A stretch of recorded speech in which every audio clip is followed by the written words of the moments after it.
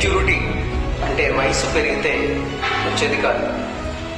జీవితంలో నువ్వు ఎన్ని కష్టాలు పడ్డావో అనే దాని నుంచి నువ్వు నేర్చుకున్న విధానం మీదే నీ యొక్క మెచ్యూరిటీ అనేది ఆధారపడి ఉంటుంది. చిన్న విషయాలకు రియాక్ట్ కాకుండా సైలెంట్గా నువ్వు ఉండిపోతున్నావు అంటే నువ్వు ఒక లెవెల్కు ఎదిగావని అర్థం.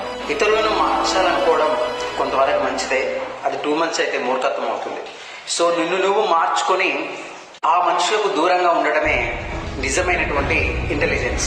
ఈ సంతోషం కోసం ఇతరులపై నువ్వు ఆధారపడినంత కాలం నువ్వు ఇండిపెండెన్స్ వ్యక్తివి కాదు. సో నీవుగా ఉన్నప్పుడే నువ్వు ఇండిపెండెంట్ పర్సన్వి కాగలవు.